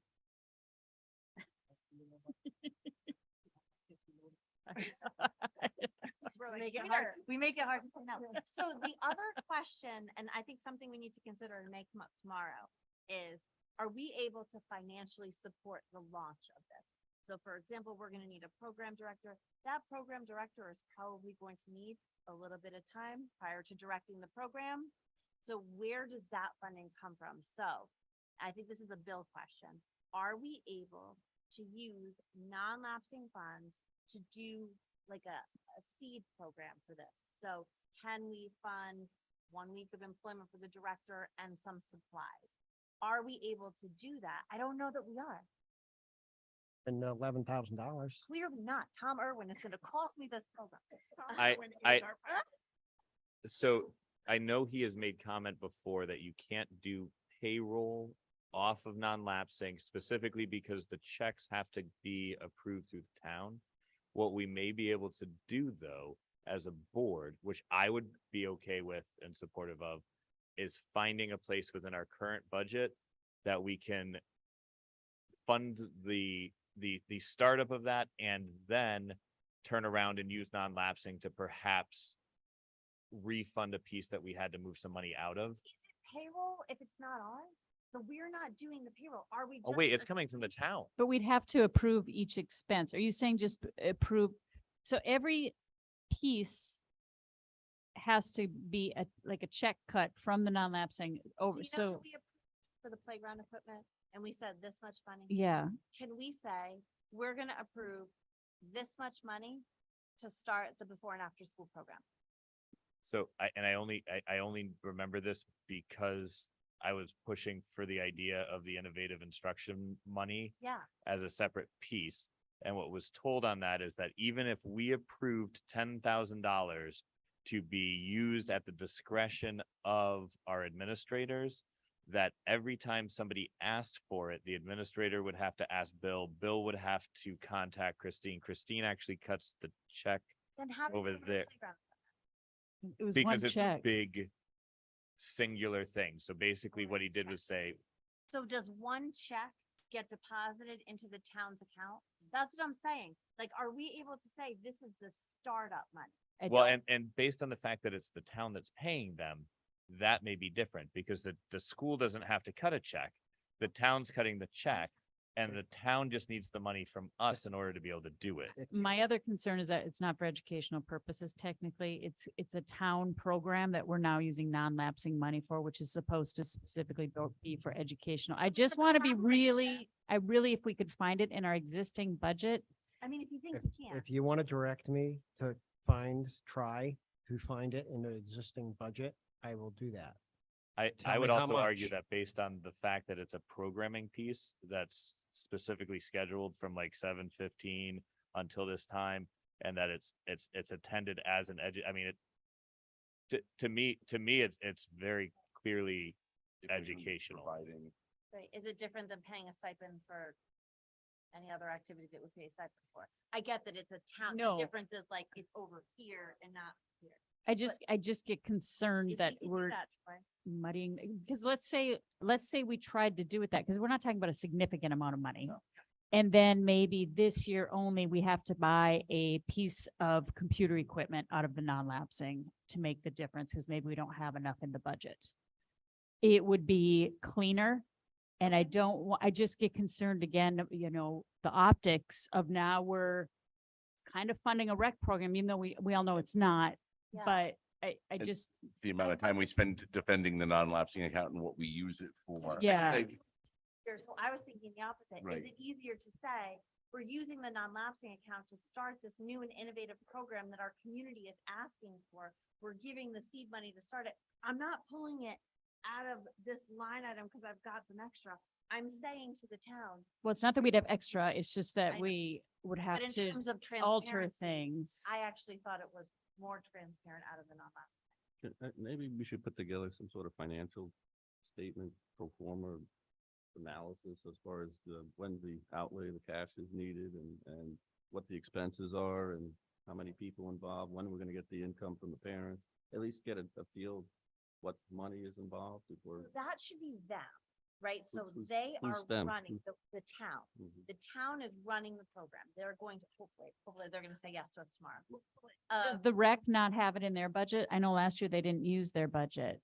They definitely don't have it in their budget. And in fact, they're gonna have to go for an appropriation for this because it's weird, because it's not gonna cost the town money, but there'll be an expense, even though that they'll then be revenue. So they'll have to go for an appropriation. Rec works the same way we do for tuition. I didn't Right. realize this, but they don't get any of the money that comes in. Oh, it goes Right. to the Right. town. So it's weird. It will like balance, but they're gonna have to go for an appropriation. I thought that we could do it in a way, again, to find that like path to yes, how do we get this over the finish line? Well, we can cover that $800 for that director's first week of salary. And maybe we can agree on a dollar amount for supplies until the money starts rolling in. Once that first week happens and they start paying, that program is, Could we get somehow kids to commit with a check up front or something, at least to leverage whatever he's. Sign up that way. Do, I mean, they mostly want you to pay up front. So we could be okay, you know, depending, but I think Tom made a mention that they do like some people do wait a little bit. to No, begin. it's just, I just think it'd be nice to kind of plan it out, just to have an understanding of what the money is and when do we turn it over, or somebody turns it over where it's self-sustaining, I guess. So on the rec program right now, if you were to go and sign up for an activity or summer camp, you would pay at the time that you sign up. Right, and then the person running it or facilitating whatever program, they get paid at the end, is I think is. No, now they get paid weekly or Well, they do? weekly, just like every other town employee. That's a new thing. And so that would be the case. So it's just about what do we do before the signups, because we know we'll need that director. to be programming, for a week. He or she will not have that much time. But also, we can't say that like school supplies are like available. They're not. And so can we also provide that initial startup of supplies? And, I don't know what an appropriate dollar amount is to assign to it. I think it could be relatively low. And again, once it's rolling, they're on their own. But this is just us saying, again, in partnership and collaboration and saying, this is important to us because it's important to the town. How do we make this work? When I feel like we had a conversation before about using non-lapsing to help start up the before and after school. Like I thought that came up as something that we had discussed even. I feel perfectly comfortable saying, yes, However you think. it's Troy, easiest. fine. I Yeah, just- however it works to get it, I don't mind. Right. It, unless somebody, if Bill were to say, no, we can't use non-lapsing in that way. And I think we have an easy argument for educational value and using this for education, especially with, supplies and things like Yes, that. it's educational enrichment. Yeah, is and so what I it have, is. I have no problem using the It's in it. non-lapsing, but if it's better, Troy, to just say, Troy, find I- $1,000. Yeah, I think as far as the labor part, if we can set up another stipend of some sort for the start of, I don't know, I really like to see the non-lapsing review. to The see what- stipends are part of our teacher contract though. So we don't want to do that. Well, this would just be a startup, right? Because the revenue first would week. come in and pay Yeah. for the director and the assistant director. So we'd be basically work. cutting one check to the rec department, I think is what Yeah, it would just be. a startup. And startup they would then brokerage. pay the payroll and everything else. So it wouldn't be And buy the separate, supplies. separate. So what we would need to see is what does that number look like? So it would be $800 for a week for the program director at the rate that we are suggesting. And then do you have a suggestion for like? the I mean, less what kind of startup supplies, what? Like craft supplies and maybe some extra sporting equipment, I would think, like. Well, and that becomes the next question is, is Megan gonna be okay with them using a bunch of, we shouldn't be using anything, right? And so like when it comes down to it, like if they're going to be playing basketball, they need basketballs. And they have some of those. Yeah, The Right. Rec has some of that stuff, so They- they that can bring it in exists. with them, right? I think like a couple hundred would be probably reasonable, don't you Yeah. think? Just for, whatever, paper. And again, it's like just Some- that initial, like, there's a little money here for you Right. to start developing Yeah. your program. And then after that, like that, the money comes in and they'll be able to do that on their own. Does somebody want to make a motion? I would make a motion to approve $1,200 from non-lapsing to, what? Up to, sorry. Dang it. I was getting better. Up to $1,200 from non-lapsing to be used, for the before and after school care program through the rec department. I'll second. Is that enough? Because 1,200. the program director is $800 And then they're and then gonna the 400 assistant and director is We $600 don't be looking to do the director. You would just be looking to do the And then director 400 for, for and miscellaneous. that's again, just for the needs. beginning just to get them process started. of Okay, supplies. I don't know. that Because they would keep even in mind, spend we that. have a whole school that would love more supplies as well. And so I don't want to get And I too, think that there are lots of ways that they'll be able to, I think that there's a pathway through the Education Foundation, to get more like things. And then I think they're gonna be self-sustaining, so they'll be able to identify what it is that they want. This is just like, as you walk in the door, what are those kids dealing with? right, Yeah. right. Okay. Any other discussion? No, thank you so much for Yeah. your support. Of course. Thank- All thank those you in for the- favor? Well, just one more. Thank you for the work you put into this, honestly. Alex has another question. Great stuff. Who's running it The again? rec department. Rec department? Okay, so Hopefully. we're gonna give them $1,200. So after 1 week, what happened? They're running, their program's running. Okay, With hopefully 33 students in each program. And what if it doesn't? What happens to our $1,200? So I don't think that. I mean, I know it's I'm just not, I'm not, I'm not, $1,200, I'm not but so worried about that. Yeah. It's just, No, I think it's it's just more money reasonable. they're gonna need to. keep So going. I think part of this is the rec commission's problem, right? So that's sort of the first piece. With our schedule, what we're hoping to propose is that they launch these job descriptions, we push them out, and interviews for the program director start quickly. We're going to aggressively market Market. for the program director and these staff. And once we have those 3 staff people, registration opens. They fill those slots and the program starts rolling. We just need to give a little bit of time for that director just prior to whenever the program starts to be able to work to develop the program that we're asking them to run. So we're not asking like that director to be on board for 6 weeks prior to start. Just, we need to say, in fairness, you can have 20 hours to develop your before and after care program. And the way that the rec decides to do that, whether, hopefully that happens in very early September. But if that doesn't happen until October, that's just there. The rest of the stuff, they don't need to start. No one needs to start until it starts. I mean, do I think, like, are you saying, like, what if this never comes to fruition? What if we cut a $1,200 check and, No, I think it's more the timing is my thoughts, because I think $1,200 is not gonna run. It's gonna go too quickly potentially without, and then there's gonna be another appropriation needed to keep the process going. So that's kind of the concern. That's why I said it'd be nice to kind of lay out the expenses versus what the cash outlay is gonna be, and then when do you need the income to start picking up the slack? And it was, just for planning purposes. so I think that would be for them to decide and say, and not for us, because we're not the ones that are running it, nor are we the ones But that I have to keep it running. I don't want it to fail either. So after we do the No. initial appropriation Agreed. and then they say, hey, we have no money left, well, thanks, but no thanks, it's just gotta be, I don't know, planned out somehow where. Yeah, And but I think we have I'm to. fully allow for them this to thing too, choose. because I really want this to succeed and I think it's a great thing. I think based on, if you've seen on social media, I'm not worried about the kids and that income coming in. Same here. Yeah. No doubt. I think it will be. I think our biggest concern is if we don't get a director. But Yeah. essentially then we wouldn't spend the money. Right, there'd be no one to fund.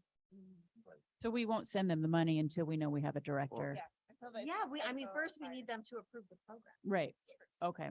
So would it, I guess there was some thoughts of getting a para involved or would they, Oh, Whoever if involved. they're interested, but we are trying to keep it very separate from their contractual.